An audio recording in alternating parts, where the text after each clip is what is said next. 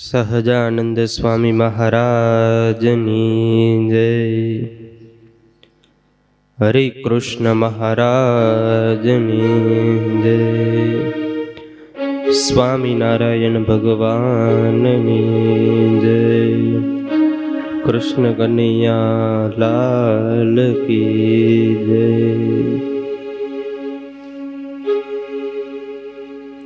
બિરાજો શુભ શાંત આ હૃદયમાં, કલ્યાણકારી હરિ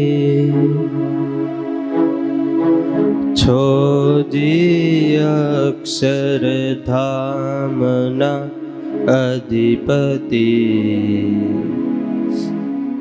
પ્રત્યક્ષ સર્વોપરી,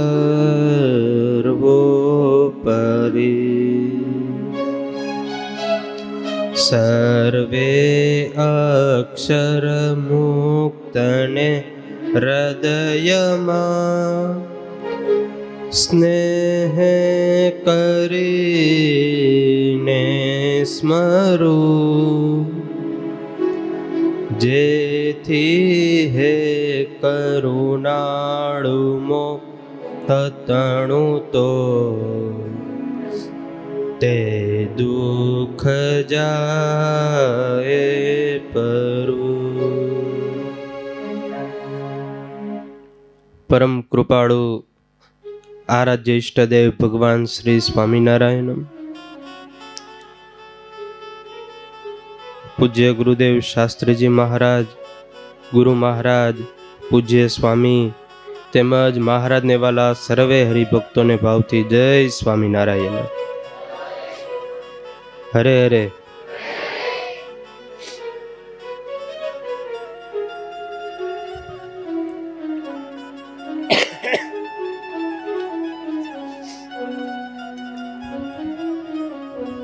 આજથી આપણે શ્રીમદ ભાગવત મહાપુરાણનું શ્રવણ કરીશું.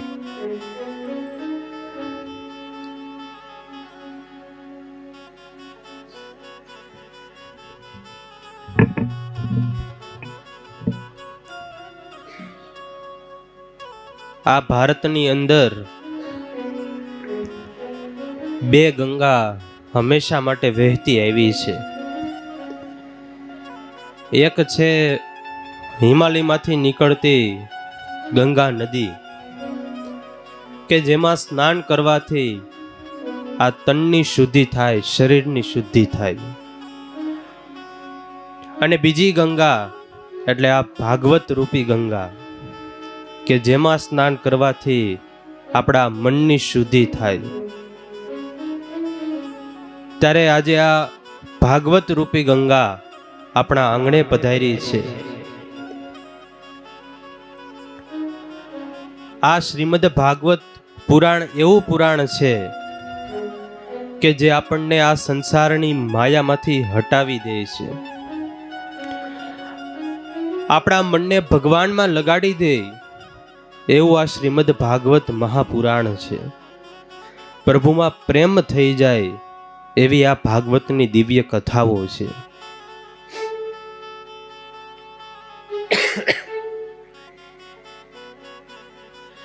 આ કોઈ સામાન્ય પુસ્તક કે બુક નથી. આમ તો તમને એક વાત કરું, કોઈ પણ રેસીપીની બુક હોય રસોઈ બનાવવાની, વાનગીની, તો એ ખાલી વાંચી લઈએ તો આવડી જાય? એ 1000 વખત વાંચીએ તો પણ એ વાનગી બનાવતા આવડે નહીં. અત્યારે શિયાળો હાલે ને, અડદિયો બનાવો હોય તો અડદિયો વાંચી લઈ, ભાઈ હાલો ખાંડ લેવાની, ચાસણી લેવાની, લોટ લેવાનો, શેકવાનો, એમ આવડી જાય. પણ એ બુકમાં જેમ લખ્યું હોય એમ પ્રેક્ટિકલ કરવું પડે. એમ આ ભાગવત છે એ પ્રમાણે જીવન જો જીવીએ તો 100% પ્રભુમાં પ્રેમ થઈ જાય એવું આ મહાપુરાણ છે. ત્યારે આજે આ મહાપુરાણ ભાગવત સાક્ષાત આપણા આંગણે આવ્યું છે. ખાલી ભાગવત એવું એમ નહીં, આજે સ્વયં ઠાકોરજી આપણા આંગણે આવ્યા છે, કારણ કે ભાગવતને ભગવાનનું વાગ્મય સ્વરૂપ કહેવામાં આવ્યું છે. શા માટે ભગવાનનું વાગ્મય સ્વરૂપ છે? તો જ્યારે પ્રભાત ક્ષેત્રની અંદર 125 વર્ષની ઉંમરે ભગવાન શ્રી કૃષ્ણ પરમાત્મા પોતાના સ્વધામમાં ગયા, ત્યારે એ સમયે ઉદ્ધવે ભગવાનને કહેલું, અરે ભગવાન, તમે તો સતયુગની અંદર, દ્વાપર યુગની અંદર, ત્રેતા યુગની અંદર તો હતા, પણ હવે કળયુગ આવવાનો છે. તમે કળયુગમાં નહીં હો તો જીવ કોના શરણે જશે? એની રક્ષા કોણ કરશે? એના સંકલ્પ બધા પૂરા કોણ કરશે? એની પ્રાર્થના કોણ સાંભળશે? અને એ સમયે ભગવાને સરસ કીધું કે ઉદ્ધવ, અત્યાર સુધી તો હું આ સત, દ્વાપર અને કળયુગ, ત્રેતા યુગની અંદર પંચભૂતના શરીર રૂપે અહીંયા હતો, પણ હવે હું જ્યારે જાઉં છું મારા ધામમાં, ત્યારે મારું આ દિવ્ય તેજ, હું મારું દિવ્ય તેજ 12 સ્કંદ, 335 અધ્યાય, 18,000 શ્લોક અને 5,76,000 શબ્દોથી ભરેલા આ ભાગવતની અંદર પધરાવતો જાઉં છું. ત્યારથી ભગવાનનું વાગ્મય સ્વરૂપ એ આ ભાગવતજીને ગણવામાં આવે છે. ત્યારે આજે ખાલી ભાગવત નહીં, પરંતુ આજે સ્વયં ઠાકોરજી એ આજે આપણી વચ્ચે, આપણા આંગણે આવ્યા છે.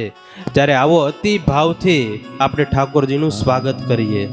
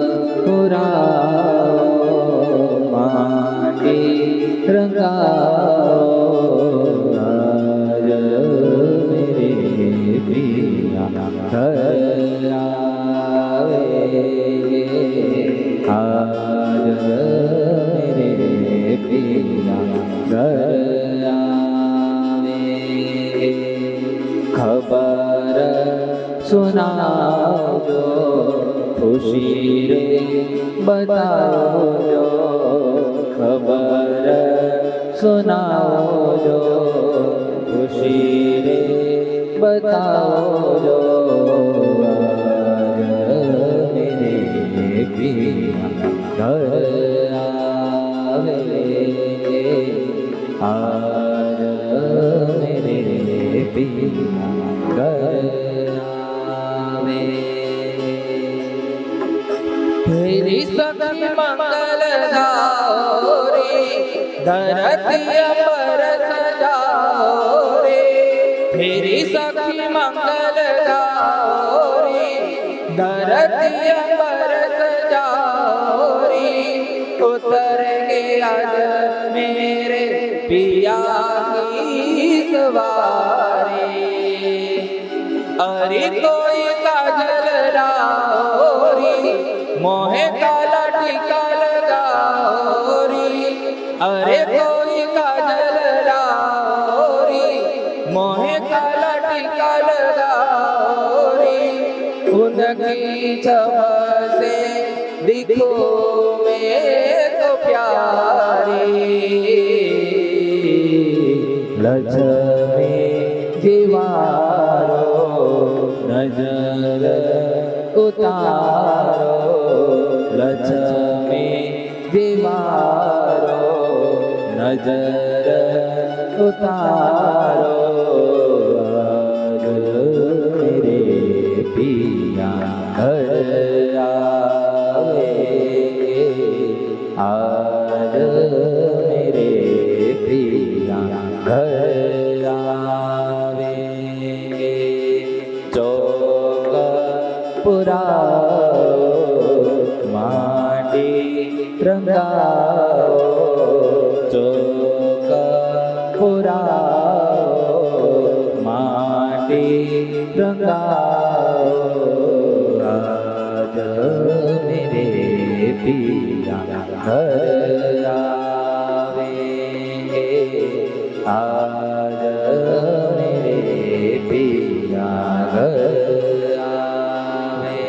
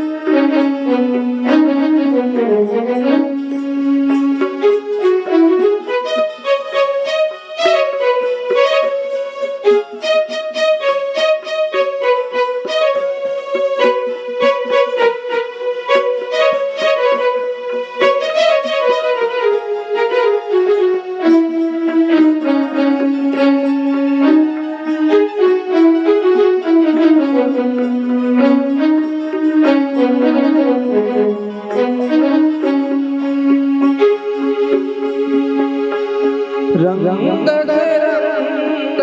મિલે નયે નયે રંગ ખીલે રંગો સે રંગ મિલે નયે નયે રંગ ખીલે ખુશિયાँ द्वार मेरे डारे पीहो पीहो पिहार ओहो कोयल याद पे पीहो पीहो पिहार ओहो कोयल पे आंगन आंगन पियो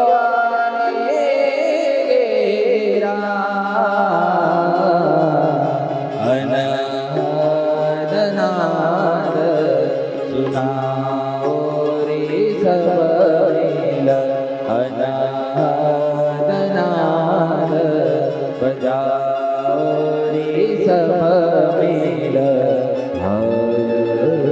रे काना घर आवे रे आज रे काना घर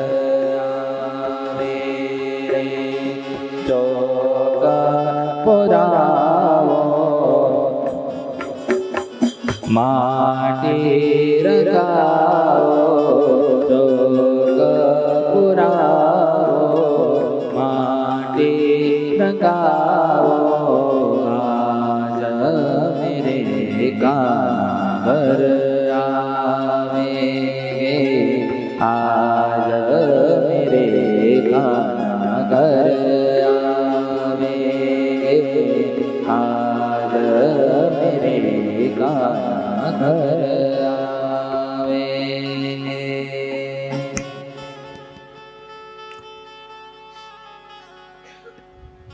શિયાળો હાલે એટલે જાગો ગ્રાહક જાગો ઊંઘને ભગાડો ને તાળી વગાડો. આવું સારું સ્વાગત કર્યું તોય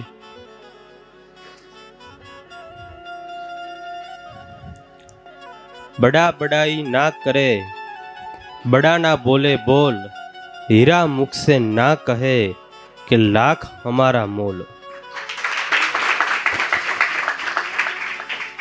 જેમ હીરો પોતાના મોઢે પોતાના ઉદ્ગાર ના કહે જેમ હીરો એ પોતાના મુખે પોતાની કિંમત ના કરે એમ ભાગવતજીએ પોતાના વખાણ ન કર્યા પણ એ વખાણ પદ્મ પુરાણે કર્યા છે. અને પદ્મ પુરાણ જ્યારે વખાણ કરે ત્યારે સૌથી પહેલા ભગવાનને પ્રણામ કરવામાં આવ્યા છે. સચ્ચિદાનંદ રૂપાય વિશ્વોપત્યાદિ હેતવે તાપત્રય વિનાશાય શ્રી કૃષ્ણાયમ વયમ નમઃ. 3 પદમાં આ શ્લોકનો છેદ કરીએ. સૌથી પહેલું સચ્ચિદાનંદ રૂપાય, એટલે કે જેમાં સત, ચિત અને આનંદ આ ત્રણેય તત્વ છે એવું સ્વરૂપ. આગળ કીધું વિશ્વોપત્યાદિ હેતવે, એક તો જેનું સ્વરૂપ સારું છે અને સ્વરૂપની સાથે સાથે જેનું સામર્થ્ય પણ સારું છે. ખાલી રૂપાળા હોય એટલે પગે લાગવું એ જરૂરી નથી. ધોળા તો ગધેડાય હોય, તો આપણે ક્યારેય પગે લાગાય ને. ત્યારે રૂપ પણ સારું છે અને સામર્થ્ય પણ સારું છે, કારણ કે આ જગતની ઉત્પત્તિ, સ્થિતિ અને પ્રલય આ ત્રણેય વસ્તુ એ ભગવાનના હાથમાં છે. રૂપ પણ સારું હોય, સામર્થ્ય પણ સારું હોય, પણ સાથે સાથે જેનો સ્વભાવ પણ સારો હોય એને પ્રણામ કરાય. ત્યારે આ દુનિયામાં ભગવાનને પ્રણામ કર્યા છે. પરમાત્માનું સ્વરૂપ સારું હતું, ભગવાનનું સામર્થ્ય સારું હતું અને આ બે વસ્તુ કરતાંય ભગવાનનો સ્વભાવ સારો હતો. આગળ આવશે કથામાં, હજી તો ઘણી વાર છે. ભગવાનનું પ્રાગટ્ય થયું ત્યારે મા પૂતના એમને મારવા માટે આવી, તો જેવો કલ્યાણ, જેવો મોક્ષમાં યશોદાનો કર્યો એવું જ મોક્ષ, કલ્યાણ એ મા પૂતનાનું પણ કર્યું. ત્યારે ભગવાનનો સ્વભાવ પણ સારો એટલે ઠાકોરજીને પ્રણામ કર્યા છે. શ્રીમદ ભાગવતની કથા સુખદેવજી મહારાજ એ રાજા પરીક્ષિતને સંભળાવી રહ્યા છે. ભાગવત મહાત્મ્યમાં પ્રવેશ કરીએ એમની પહેલા જે આ ભાગવતના મુખ્ય વક્તા છે એવા સુખદેવજી મહારાજ, એમના જીવન વિશે થોડુંક આપણે જાણી લઈએ. એક વખત હરિનામ સંકીર્તન કરતા કરતા નારદજી એક કૈલાસ પધારે છે.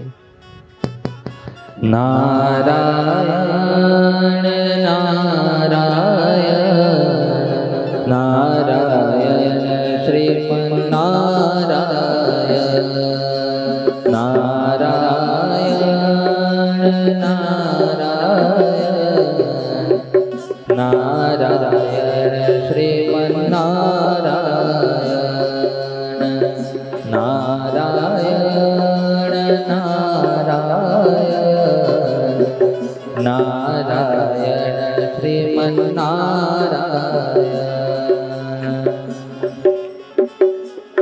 નારદજીએ માં સતીના દર્શન કર્યા અને સતીએ નારદજીનું સ્વાગત કર્યું. અરે પધારો મહર્ષિ, પધારો પધારો નારદજી.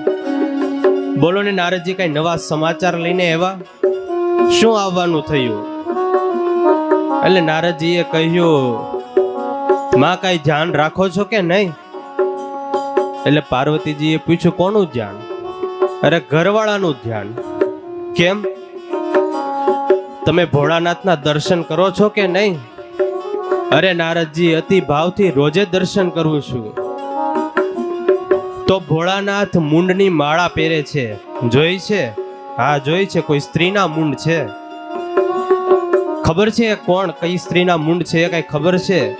અરે ના નારદજી, એ તો ખબર નથી. તો ક્યારેક પૂછજો તો ખરા એ કોના મૂંડ પહેર્યા છે. એટલું કહીને નારદજી તો ચાલતા થયા.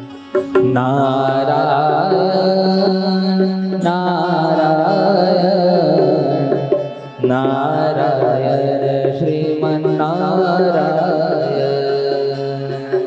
નારાયણ નારાયણ નારાયણ શ્રીમન્નારાયણ નારાયણ નારાયણ નારાયણ નારાયણ શ્રીમન્નારાયણ.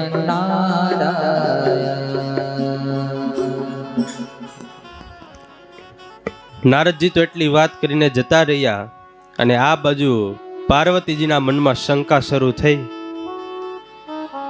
સારું થયું કે આજે નારદજીએ આવીને મને બધી વાત કરી, મને ચેતવી. બપોરનો સમય થયો ને ભોળાનાથ આવીને જમવા માટે બેઠા. સતીએ ભાવથી થાળ પીરસા. બાજુમાં પાર્વતીજી ઊભા છે અને ભોળાનાથને કીધું, પ્રભુ એક વાત પૂછું? અરે પૂછો ને દેવી, તમે નારાજ તો નહીં થાવ ને? અરે દેવી, એમાં નારાજ થવાની ક્યાં વાત છે? તમને તો પૂછવાનો અધિકાર છે, તમારે જે પણ હોય એ પૂછો. તો પ્રભુ, આ તમારા ગળામાં જે મૂંડની માળા પહેરી છે, કોઈ સ્ત્રીના મૂંડ છે? એ કોના મૂંડ છે? ભોળાનાથ બધી વાત સમજી ગયા કે આમાં કોનો હાથ છે. ભોળાનાથ કે ક્યારેક પછી વાત કરીશ, અત્યારે એ વાત જવા દો ને. એટલું કીધું એટલે પાર્વતીજીને શંકા ઓર વધી.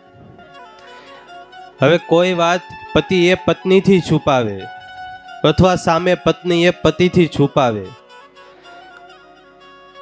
ઘરે બહુ ફોનમાં એક ધારા વાત કરતા હોય અને તમે ઘરે જઈને પૂછો કે હમણાં ફોનમાં બહુ વાત કરો છો, કોની સાથે વાત કરો છો?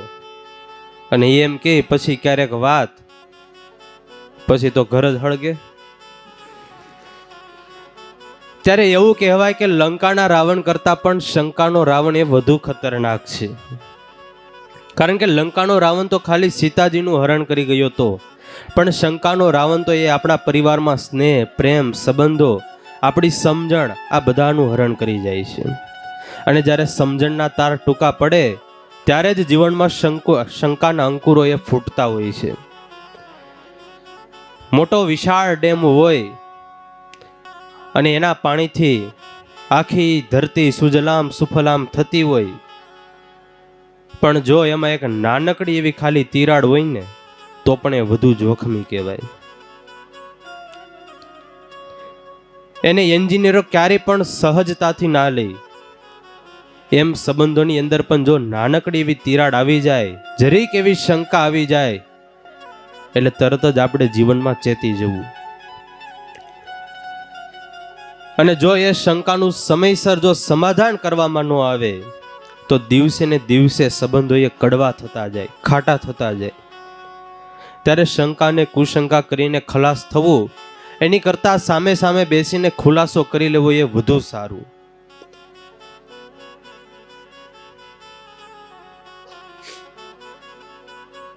ત્યારે ભરોસો, શંકા, જો કોઈના ઉપર ભરોસો કરીએ તો પારકા પણ આપણા લાગે, અને જો શંકા કરીએ તો આપણા પણ પારકા લાગતા હોય છે. ત્યારે જ્યારે પણ શંકા થાય ત્યારે સામે સામે બેસીને એનું સમાધાન કરી લેવું. અને લાભશંકર ઠાકર એવું કહેતા કે આઈ હેવ માય ઓન ઈયર, મારી પાસે માત્ર મારા જ કાન છે. સોક્રેટિસ એવું કહેતા કે હું કોઈ પણ વાત સાંભળું એની પહેલા 3 ગણના રાખું. નહીતર આજે થાય એવું લોકમાં, ધીરે ધીરે આવે પાહે અને કહે કે તમને ખબર છે તમારા ભાઈ તમારી વિશે આવી વાત કરતા હતા. સગા ભાઈઓ વચ્ચે વિવાદ ઊભો કરાવે કે તમારા ભાઈ તમારી વિશે આવી વાતો કરતા હતા. અને કોઈ બીજો વ્યક્તિ વાત કરવા આવે એટલે આપણને પાછું તરત સાચું મનાઈ પણ જાય. ઓલો વાત કરનારો જાણે હરિશ્ચંદ્ર ન હોય એટલું આપણે સાચું એનું માની લઈએ કે નહીં, વાત તો સાચી. ખાલી એક નાનકડી એવી વાત કરી હોય, ખાલી 2 શબ્દો કાને નાખ્યા હોય અને એમાંથી શંકા આપણને શરૂ થાય, પછી દિવસો જેમ જાતા જાય એમની શંકા એ વધતી જાય. ત્યારે કોઈ પણ વાત કહેવા આવે ત્યારે સૌથી પહેલું એને એમ પૂછવાનું કે તમે જે વાત કરવા આવ્યા છો એ 100% આમ જ છે, સત્ય છે 100%? તમે ખાલી એટલું પૂછો ત્યાં જે મોડો પડી જાય. કારણ કે મોટા ભાગે બધા ભેળસેળ વાળી જ વાતો કરે. અત્યારે ખાવાનું ચોખ્ખું ઓછું મળે તો વાતું તો ક્યાંથી મળે? ત્યારે પહેલી કોઈ વાત કરવા આવે ત્યારે પૂછું 100% આમ જ વાત છે? બીજું, કોઈ પણ વાત કરવા આવે ત્યારે પૂછવું કે વાત તમે જે કરવા આવ્યા એ પોઝિટિવ છે કે નેગેટિવ. અને બધાને કઈ વાત કરવાનો ઉમળકો હોય? નેગેટિવ. અત્યારે બધાને નકાર વાતું, નેગેટિવ વાતું જ વધારે કરવી.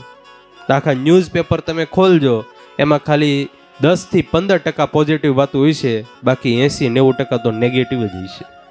કારણ કે બધાને અત્યારે એવી જ વાતો સાંભળવી છે. ત્રીજો પ્રશ્ન એ પૂછવો કે તમે જે મને વાત કરવા આવ્યા છો એ મને કાંઈ ઉપયોગી છે કે નથી ઉપયોગી. ત્યારે જેને ચોખ્ખું પવિત્ર હૃદય રાખવું હોય એને શંકાથી ચેતવું, કોઈના પ્રત્યે ક્યારેય શંકા નહીં. અને જો થાય તો સામે સામે બેસીને એ ચર્ચા કરી લેવી અને શંકાનું સમાધાન કરવું. આમ તો કોઈ પણ સાથે આપણે સંબંધ બાંધીએ, એ પછી મા બાપનો સંબંધ હોય, પતિ પત્નીનો હોય, કોઈ પણ સંબંધ હોય, એમાં 5 પગથિયા કીધા છે. પગથિયામાં સૌથી પહેલું પગથિયું છે જોવું. કોઈની સાથે આપણે સંબંધ થાય તો એ સૌથી પહેલાં આપણે એને જોઈએ. પછી છે ગમવું, એ વ્યક્તિ આપણને ગમવા લાગે. પછી ત્રીજી વસ્તુ છે ચાહવું, એટલે કે આપણને વધારે એની તરફ આકર્ષણ થાય, એને મેળવી લેવાની આપણને જે અંદરથી ઈચ્છા થાય એને ચાહવું કહેવાય. પછી છે ચોથું પામવું, એટલે કે આપણને એ વસ્તુ એ જે પણ વ્યક્તિ હોય એ મળી જાય. અને પછી 4 પગથિયા કરતાં છેલ્લું 5મું પગથિયું વધારે અઘરું છે, એ છે નિભાવવું. સૌથી લાંબા સમય સુધી, વધારે સમય સુધી સંબંધો જાળવી રાખવા, નિભાવવા એ અઘરી વાત છે.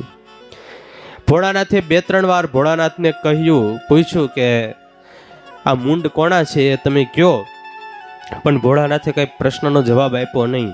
અને આ વાતથી સતીને શંકા ઓર વધવા લાગી.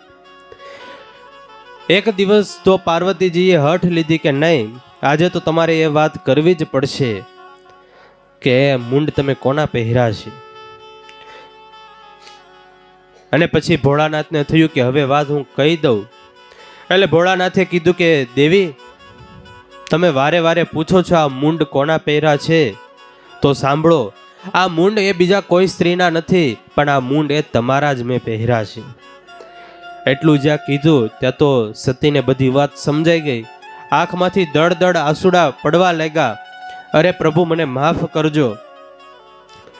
પણ પાર્વતીજીએ પૂછ્યું કે પ્રભુ, મને એ કહો કે આ મૂંડ મારા છે, તો એ તમે માળા શા માટે મારા મૂંડની પહેરો છો? એટલે ભોળાનાથે કીધું, દેવી,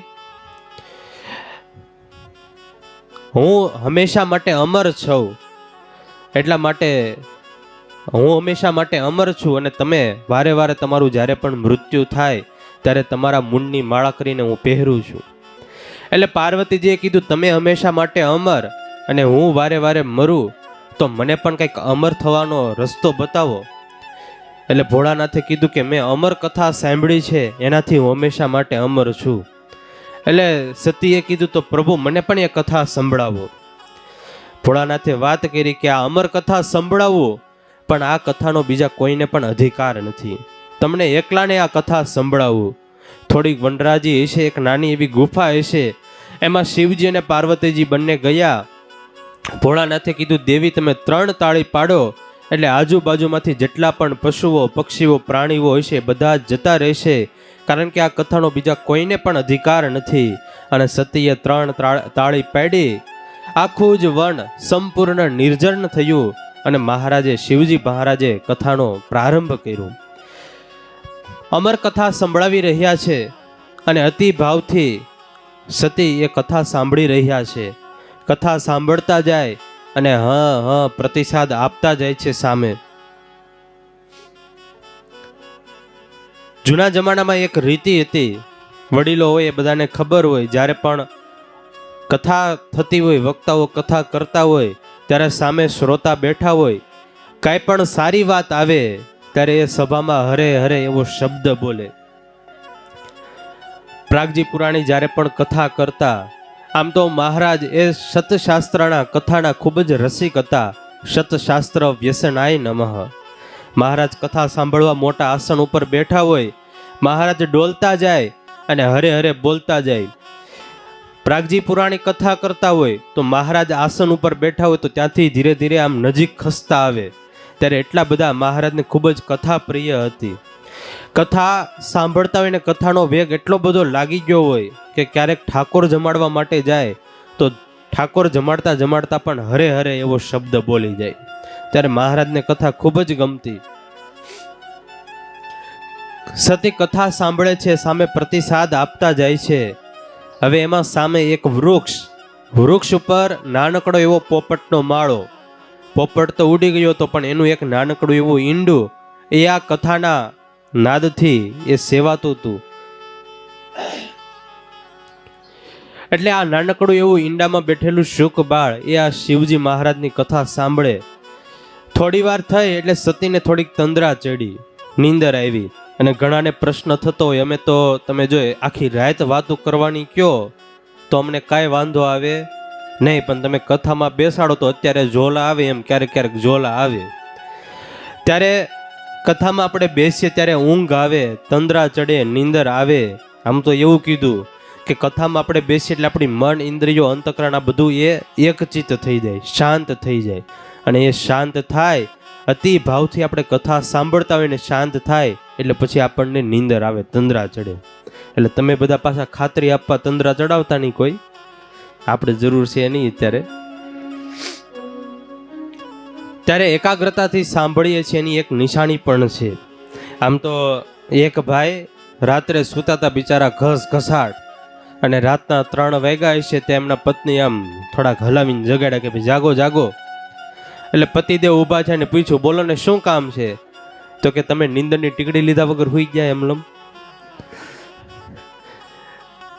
એક વખત ટેણીઓ સ્કૂલે ગયો અને એમાં બપોરે શાળાનો સમય છે. સાહેબ બપોરે ક્યાંક જમવા માટે ગયા છે ને 7-8 લાડવા ખાઈને આવ્યા હતા. એટલે આવીને સાહેબ બેઠા, રિસેસ પૂરી થઈ, બપોરનો સમય.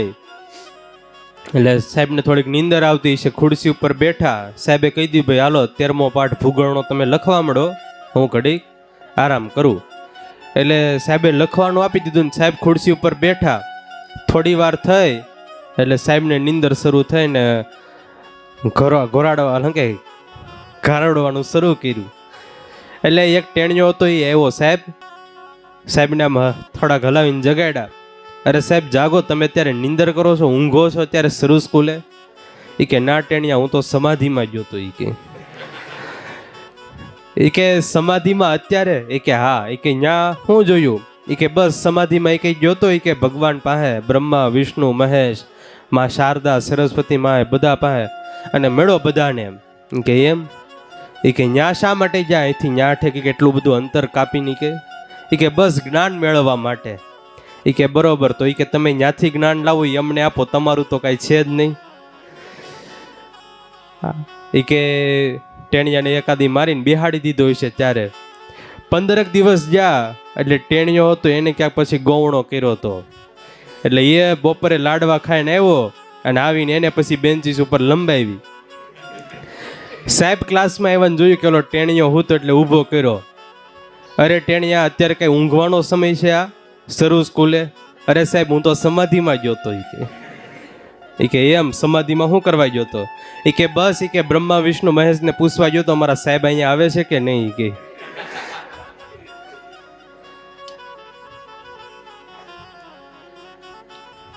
માં સતીને તંદ્રા ચડી છે. આમ તો નરસિંહ મહેતા જ્યારે પણ કથામાં બેસતા, સત્સંગમાં બેસતા, ભજન કરવા માટે બેસતા ને જ્યારે પણ તંદ્રા ચડતી, નીંદર આવતી ત્યારે સરસ મજાનું એક પદ ગાતા. જા જા નિંદ્રા તને વારો, તો છે નારી દો તારી રે. જા જા નિંદ્રા તને વારો, જા જા નિંદ્રા તને વારો, તો છે નારી દો તારી રે. જા જા નિંદ્રા તને વારો. નિંદ્રા કહે નથી રે તારી, હો છો સૌને પ્યારી રે.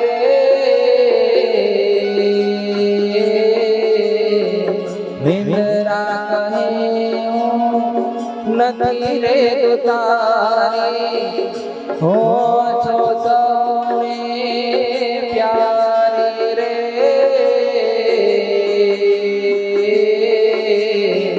પશુ પંખીને સુખડાપુ પશુ પંખીને સુખડાપુ દુખડા લો છો વારી રે જા જા નિંદરા હું તને વારું જા જા નિંદરા હું તને વારું તો છે નારી દો તારી રે રાજા નિંદરા હું તને વારું જા જા નિંદરા હું તને વારું જા જા નિંદરા હું તને વારું. શિવજી મહારાજ કથા કરે છે અને માં સતીને તંદ્રા ચડી છે એટલે પાર્વતીજીનો હોકારો બંધ થઈ ગયો. એટલે નાનકડા એવા શુક બાળને થયું કે માતાજી તો સૂઈ ગયા છે, હવે હું પ્રતિસાદ આપું. શિવજીની કથા શરૂ છે અને નાનકડા એવા શુક બાળે હા પ્રતિસાદ શરૂ કર્યો છે. થોડી વાર થઈ એટલે કથા વિરામનું ટાણું થયું અને સતીની ઊંઘ ઉડી. અરે પ્રભુ, આજે મને બાકીની કથા તો સંભળાવો. અરે દેવી, હવે તો આ છેલ્લો અધ્યાય ચાલે છે.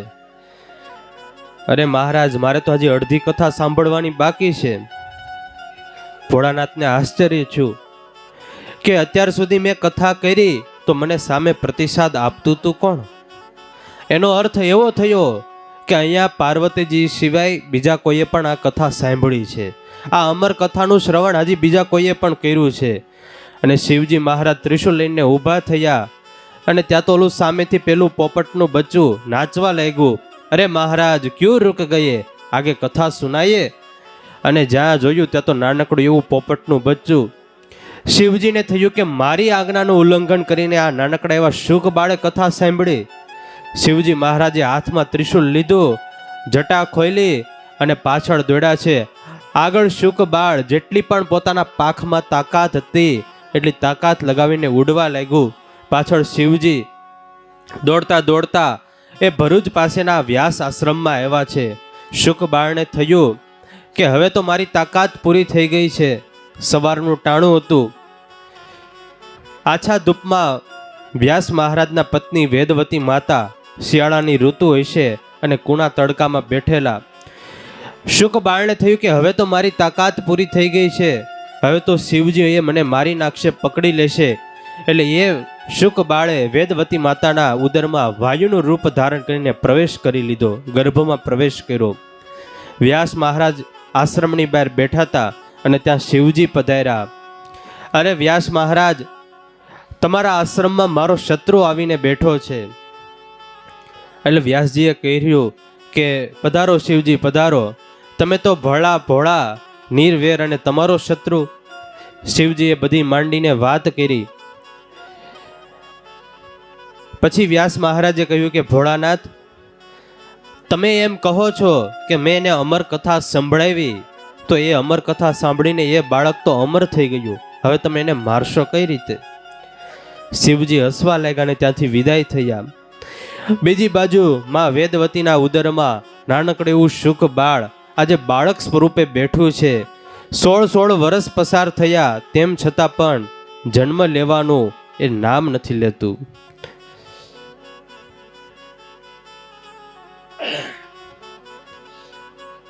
મનમાં બીક છે કે હું જન્મ ધારણ કરીશ અને ભગવાનની મને માયા લાગી જશે. વ્યાસ મહારાજે વિનંતી કરી છે, અરે બેટા, હવે તો માતાને ખૂબ જ પીડા થાય છે, માટે હવે તમે જન્મ ધારણ કરો. હવે આ બાળક તો અમર કથા સાંભળીને એવું છે, જ્ઞાની છે. ગર્ભમાંથી કીધું, અરે મને ભગવાનની માયા લાગી જાય, મારે આ જગતમાં નથી આવવું. એટલે વ્યાસ મહારાજે કીધું, બેટા, તમને માયા નહીં લાગે, બાળક તો સ્વયં જ્ઞાની છે.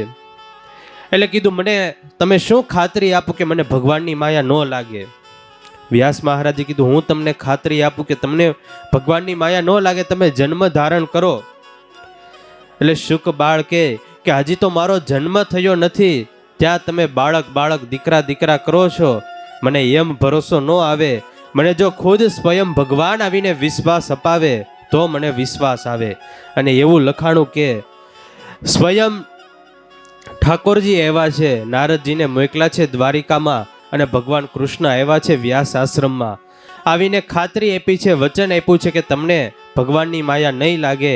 અને બાળકને જ્યારે ભગવાને વચન આપ્યું એટલે પછી બાળકે આ ભાગવતના પરમ વક્તા એવા સુખદેવજી રૂપે જન્મ ધારણ કર્યો છે. 16 વર્ષની ઉંમર સુધી માતાના ઉદરમાં રહ્યા અને પછી જન્મ ધારણ કર્યો, અને જન્મતાની સાથે જ એને વૈરાગ્ય લીધો છે. બધું જ છોડીને ચાલતા થયા છે. 16 વર્ષની ઉંમર છે. સુખદેવજી મહારાજ જ્યારે ઘરેથી જતા હતા એટલે વ્યાસ મહારાજે કીધું, બેટા હજી તો તમારા સંસ્કાર બાકી છે, તમે સંસ્કાર વગર ક્યાં જશો? એટલે સુખદેવજી પરમ જ્ઞાની છે, જવાબ આપ્યો, અરે પિતાજી, ભગવાન વ્યાસ, સંસ્કારની જરૂર મારે નથી. સંસ્કાર તો એને જોઈએ જેનામાં વિકાર હોય. મારામાં તો કોઈ પ્રકારના વિકાર જ નથી, માટે મારે સંસ્કારની જરૂર નથી. એટલું કહેતા સુખદેવજી મહારાજ એ ત્યાંથી ઘર છોડીને નીકળી જાય છે. અહીંયા સુખદેવજીના જન્મની કથા બતાવી. આગળ ભાગવત મહાત્મ્યમાં આપણે પ્રવેશ કરીએ. ભાગવતમાં સૌથી પહેલા સનત કુમારો અને નારદજી વચ્ચે સંવાદ થાય છે. નારદજી અને સનત કુમારો વચ્ચે ભાગવત મહાત્મ્યનો સંવાદ થાય છે. એક વખત નારદજી ચાલતા બદ્રિકાશ્રમમાં આવ્યા છે અને સામેથી સનત કુમારો મળ્યા છે. એટલે સનત કુમારોએ નારદજીને પ્રશ્ન કર્યો, નારદજી, શા માટે આજે આટલા બધા તમે ઉદાસ થઈને ફરો છો? શું થયું તમને? ચિંતાનું કારણ શું છે?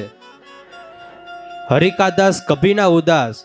પરમાત્માનો ભક્ત ક્યારેય દુઃખી ન થાય, અને જો એ દુઃખી થાય તો એમ સમજવું કે એ બીજા જીવ માટે દુઃખી થયો છે. સાધુ ક્યારેય પણ દુઃખી ન થાય. સરસ લખાનું, સરવર તરવર સંત જણ ઓર ચોથાય બરસે મેઘ, પરમાર્થ કે કારણે ચારોય ધર્યા દે. સરોવર, વૃક્ષ, વેલી, સંતજનો અને ચોથો વરસાદ, આ ચારે એ બીજા માટે જીવતા હોય છે, બીજા માટે એ જન્મ ધારણ કરે છે. ત્યારે હરિકાદાસ કભી ના ઉદાસ. ભગવાનનો સાધુ એ ક્યારેય દુઃખી ન થાય, અને જો એ દુઃખી થાય તો એ હંમેશા બીજા જીવ માટે જ દુઃખી થાય. એટલે સનત કુમારોએ પ્રશ્ન કર્યો કે નારદજી, આજે શા માટે એટલા બધા દુઃખી છો? શું થયું તમને?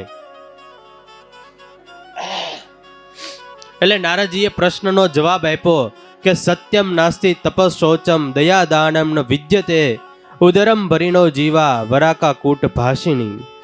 હે સનત કુમારો, હવે આ સંસારમાં સત્ય નથી રહ્યું, અને આ સંસારમાંથી, આ દુનિયામાંથી હવે તપ જતું રહ્યું છે, પવિત્રતા જતી રહી છે. આ સંસારમાં જેટલી પણ પવિત્રતા શરીરની જરૂરી છે એટલી જ પવિત્રતા મનની પણ જરૂરી છે. નારદજી કે હવે આ સંસારમાં પવિત્રતા ક્યાંય નથી રહી. આ સંસારમાં ખાલી પેટ ભરા લોકો રહ્યા છે, કટુ બોલવાવાળા રહ્યા છે. જરૂર હોય ત્યાં સુધી મીઠું બોલે, સાથ આપે, અને પછી પાછળથી તમારી જ નિંદા કરે, એવા આજે લોકો રહ્યા છે. આજના લોકો આળસુ બન્યા છે, કામી, ક્રોધી, લોભી બન્યા છે. અરે નારદજી, તમે જે પણ વાત કહો છો એનો જે મૂળ સિદ્ધાંત હોય, મૂળ ભાવ હોય, એ અમને કહીને બતાવો. શું થયું? જે હોય એ અમને કહો. નારદજી કે સાંભળો સનત કુમારો, હું તમને કળીના પ્રભાવની વાત કહું. હું કુરુક્ષેત્રમાં, પ્રયાગ ક્ષેત્રમાં, હરિદ્વારમાં, કાશીમાં, આ બધા જ ક્ષેત્રોમાં ફરતા જે જગ્યાએ શાંતિ મળે એવું ભગવાનનું સરસ મજાનું ધામ એવા હું વૃંદાવનમાં આવ્યો. જે જગ્યાએ સ્વયં ભગવાન પરમાત્મા નિત્ય વિહાર કરી રહ્યા છે, જે જગ્યાએ સ્વયં પ્રભુ બિરાજી રહ્યા છે, એ હું વૃંદાવનમાં આવ્યો. યમુનાના ઘાટ ઉપર હું ચાલ્યો જતો હતો, અને ત્યાં મેં એક મોટું આશ્ચર્ય જોયું. મેં યમુનાના કિનારા ઉપર એક આશ્ચર્ય જોયું. અરે નારદજી, શું આશ્ચર્ય જોયું? હું યમુનાના ઘાટ ઉપર ચાલ્યો જતો હતો અને એ વખતે એક યુવાન સ્ત્રી પોતાના બે વૃદ્ધ પુરુષોના મસ્તક એ પોતાના ગોદમાં રાખીને રડી રહ્યા હતા. હું એમની પાસેથી પસાર થઈ રહ્યો હતો એટલે એ સ્ત્રીએ મને પ્રાર્થના કરી કે ભો ભો સાધુ ક્ષણમ તિષ્ઠ મચ્ચિતામપી નાશય દર્શનમ તવ લોકસ્ય સર્વથા ધરમ પરમ. હે સાધુ, તમે એક ક્ષણ માટે રોકાઈ જાઓ. આખી દુનિયાનું તમે દુઃખ દૂર કરો છો તો આજે મારું દુઃખ તમે દૂર નહીં કરો, માટે થોડીવાર માટે તમે રોકાઈ જાઓ. દેવર્ષિ નારદના પગ સ્તંભી ગયા. નારદજીએ પ્રશ્ન કર્યો, કોણ છો તમે? શા માટે રડી રહ્યા છો? સ્ત્રીએ પોતાનો પરિચય આપ્યો. મારું નામ ભક્તિ દેવી છે. આ તમારી ગોદમાં સૂતા એ બે પુરુષો કોણ છે? વૃદ્ધ પુરુષો. અરે નારદજી, અમારા દીકરા છે, જ્ઞાન અને વૈરાગ્ય. નારદજીને આશ્ચર્ય થયું. ભક્તિ તો ભગવાનની પ્રિય કીધી છે, મુક્તિને ભક્તિની દાસી કીધી છે, તો આજે આ ભક્તિ શા માટે રડી રહ્યા છે? બીજું કે આ ભક્તિ મા યુવાન અને એના બંને દીકરાઓ જ્ઞાન અને વૈરાગ્ય બંને વૃદ્ધો. એટલે પછી નારદજીએ પ્રશ્ન પૂછ્યો કે તમે શા માટે રડી રહ્યા છો અને આ તમારા દીકરાઓ બંને વૃદ્ધ શા માટે થયા? એટલે ભક્તિ દેવીએ વાત કરી કે હું દ્રવિડમાં ઉત્પન્ન થઈ, કર્ણાટકમાં મોટી થઈ, મહારાષ્ટ્રના અનેક ક્ષેત્રમાં ચાલતા ચાલતા હું ગુજરાતમાં આવી. ગુજરાતમાં આવીને હું જીર્ણ થઈ, યમુના નદીમાં મેં સ્નાન કર્યું, મને પાછી મારી યૌવનતા પ્રાપ્ત થઈ, પણ મારા બંને દીકરાઓ જ્ઞાન અને વૈરાગ્ય એ તો વૃદ્ધ થયા હતા, એવા ને એવા જ રહ્યા. એ બંનેએ સ્નાન કર્યું પણ એને યુવાન અવસ્થા પ્રાપ્ત ન થઈ. માટે આજે મારા બંને દીકરાઓ વૃદ્ધ છે. જો તમે આ મારું દુઃખ દૂર નહીં કરો તો હું અહીંથી બધી જ મારી ભક્તિને લઈને એ હું વિદેશમાં જતી રહીશ. એટલે નારદજીએ પ્રાર્થના કરી કે ના ભક્તિ દેવી, તમારે ક્યાંય પણ જવાની જરૂર નથી, હું તમારું દુઃખ દૂર કરીશ. જ્ઞાન અને વૈરાગ્યને જગાડવા માટે નારદજીએ ગીતાના શ્લોક ગાયા છે, વેદોના મંત્ર ગાયા છે, પણ થોડી વાર થાય એટલે બંને જ જ્ઞાન અને વૈરાગ્ય જાગે પણ પાછા આળસ મરડીને પાછા સૂઈ જાય. એટલે નારદજીને આશ્ચર્ય થયું કે જ્ઞાન અને વૈરાગ્ય જો ગીતાજીના શ્લોકથી ન જાગે, વેદોના મંત્રથી ન જાગે, તો પછી એને જગાડવા માટે કરવું શું મારે? અને એ જ સમયે આકાશવાણી થઈ કે તમે સત્કર્મ કરો, સત્કર્મ કરો, સત્કર્મ કરો. નારદજીને ચિંતા હજી વધી કે ગીતાજીના શ્લોક ગાયા, વેદોના મંત્ર ગાયા, આને સત્કર્મ ન કહેવાય તો સત્કર્મ કહેવાય કોને? નારદજીને આ ચિંતા છે અને આ ચિંતા, આ પ્રશ્નને લઈને દેવર્ષિ નારદે ચાલતા ચાલતા બદ્રિકાશ્રમમાં આવ્યા છે. સનત કુમારોને પ્રશ્ન કર્યો કે જે જ્ઞાન અને વૈરાગ્ય એ બંનેને જગાડવા હોય અને જો એ ગીતાજીના શ્લોક વેદોના મંત્રથી ન જાગતા હોય તો એને જગાડવા માટેનો કાંઈ ઉપાય ખરો? અને ત્યારે સનત કુમારોએ કીધું કે હા નારદજી, એક ઉપાય છે. સત્કર્મ સૂચકો નુનમ જ્ઞાન યજ્ઞ સ્મૃતો બુદ્ધે શ્રીમદ ભાગવતાલાપ સતુ ગીત શુકદેવી. કે જ્ઞાન અને વૈરાગ્ય જેના અસ્ત થઈ ગયા હોય, સૂઈ ગયા હોય, એને જગાડવા માટે તો ભાગવતની કથા અતિ આવશ્યક છે. જ્ઞાન અને વૈરાગ્યને જગાડવાનું કાર્ય આ શ્રીમદ ભાગવત કરે છે. ત્યારે સત્સંગથી માણસના જ્ઞાન અને વૈરાગ્ય એ જાગી જાય છે. એટલે નારદજીને કીધું કે તમારે જ્ઞાન અને વૈરાગ્યને જગાડવા હોય તો શ્રીમદ ભાગવતની કથા સંભળાવો. અરે બાપજી, હું એને શ્રીમદ ભાગવતની કથા સંભળાવવા ક્યાં માટે જાઉં? એક કામ કરો, તમે જ આવા મને સંતો બીજી વાર મળશે પણ નહીં, એટલે તમે સનત કુમારો, તમે તમારા મુખે જ આ શ્રીમદ ભાગવતની કથા સંભળાવો. અને જ્યારે નારદજીની આ વાત સાંભળી એટલે સનત કુમારો એ કથા સંભળાવવા માટે તૈયાર થયા. પણ હવે આ કથા સંભળાવી ક્યાં, કઈ જગ્યાએ આ કથાનું આયોજન કરવું? કારણ કે બદ્રિકાશ્રમમાં કથા ગોઠવે તો ત્યાં તો કઈ બધા જીવો આવી શકે નહીં. એટલે આ કથા સંભળાવી કઈ જગ્યાએ કે જેનાથી બધા વ્યક્તિઓને, ઘણા બધા વ્યક્તિઓને લાભ થાય. એટલે પછી હરિદ્વારની અંદર ગંગાના ઘાટ ઉપર આનંદ નામના તટ ઉપર આ કથા કરવાનું નક્કી કર્યું છે. અને જ્યારે ખબર પડી કે આનંદ નામના તટ ઉપર શ્રીમદ ભાગવત કથાનું આયોજન થયું છે, ત્યારે દૂર દૂરથી બધા જ ઋષિ મુનિઓ, સાધુ પુરુષો, લોકો બધા કથા સાંભળવા માટે આવ્યા છે. સામાન્ય લોકો ખાલી કથામાં આવ્યા એમ નહીં, પણ ભૃગુ આદિ ઋષિ મુનિઓ પણ આવ્યા છે. ભગવાન વ્યાસ પણ આવ્યા છે, એમના પિતા પરાશર પણ આવ્યા છે, ગૌતમ આવ્યા છે, મેઘાતિથિ આવ્યા છે, જહનુજ આવ્યા છે. આ બધા જ આવીને કથા સાંભળવા માટે બેઠા છે. અને ખાલી એકલા આવ્યા એમ નહીં, પોતાના પરિવારના લોકોને સાથે લઈને આવ્યા છે. અને બધા જ આ કથામાં આવીને કથા સાંભળવા માટે એકત્રિત થયા છે. આમ તો નરસિંહ મહેતાના શબ્દો છે કે આપણે જ્યારે પણ કથા સાંભળવા માટે જઈએ ત્યારે એકલા જવું નહીં, કથાનો બીજાને પણ લાભ મળે, બીજાને પણ ભગવાનની ભક્તિનો યોગ થાય એવું કરવું. નરસિંહ મહેતાના શબ્દો છે, તમે કપાળમાં તિલક કરો, ગળામાં તુલસીની માળા પહેરો, ઠાકોરજીની પૂજા કરો, કથામાં જઈને કથા સાંભળો તો તમે ખરા વૈષ્ણવ નથી, પણ વૈષ્ણવ તો તમે સાચા ત્યારે કહેવાવ કે જ્યારે તમારો સંગ બીજા માણસને થાય અને એ પણ તમારા સંગે કરીને સાચો વૈષ્ણવ બની જાય. તું જ સંગમાં જો કોઈ વૈષ્ણવ થયો તો તું સાચો વૈષ્ણવ થયો. બીજી બાજુ યમુનાના કિનારે ભક્તિની ગોદમાં સૂતેલા બે વૃદ્ધ પુરુષો, જ્ઞાન અને વૈરાગ્ય, એના કાનમાં આ કથાના શબ્દો પડ્યા, જાગૃત થયા, યમુના જળમાં સ્નાન કર્યું અને સ્નાન કરવાની સાથે જ બંનેને પોતાની તરુણ અવસ્થા, કુમાર અવસ્થા એ પાછી પ્રાપ્ત થઈ છે. ત્યારે આ કથા સાંભળવાથી ખૂબ જ આપણા જીવનમાં એ પરિવર્તન આવતું હોય છે. ઘણાને પ્રશ્ન હોય, અત્યાર સુધી ઘણી કથાઓ સાંભળી પણ તોય અમારા જીવનમાં કાંઈ પણ ફેરફાર થતા નથી. અત્યાર સુધી ઘણી બધી કથા સાંભળી નાખી પણ તોય જીવન તો જેવું છે એવું જ છે. પણ આપણે શું કરીએ છીએ? કથા સાંભળી નાખીએ છીએ. કથા સાંભળી નાખવાની વસ્તુ નથી, કથા સાંભળી રાખવાની વસ્તુ છે. ત્યારે અખો ભગત લખે, કથા સુની સુની ફૂટા કાન, તોય ન આવ્યું બ્રહ્મ જ્ઞાન. અખો ભગત કહે હવે કરવું કેમ, આટલી વાર સાંભળી તોય એમનું એમ.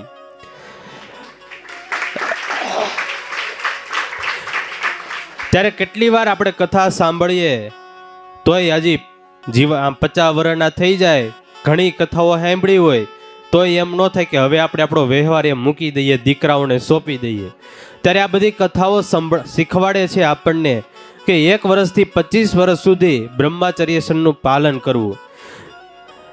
26મા વર્ષમાં પ્રવેશ કરીએ ત્યારે 26 થી 50 વર્ષ સુધી ગૃહસ્થાશ્રમમાં રહેવું. 51મા વર્ષમાં પ્રવેશ કરીએ ત્યારે વાનપ્રસ્થાશ્રમમાં ગયા, એટલે પરિવારની બધી જ દોરીઓ, પરિવારની બધી જ જવાબદારીઓ એ દીકરા દીકરીઓ વહુઓ એને સોંપી દઈએ. અને પછી જ્યારે એવું લાગે કે હવે મારું મરણ નજીક આવ્યું ત્યારે સંન્યાસ ભોગવવો. ત્યારે આવી જ બધી કથાઓ એ આપણને આ કથામાંથી શીખવા મળે છે.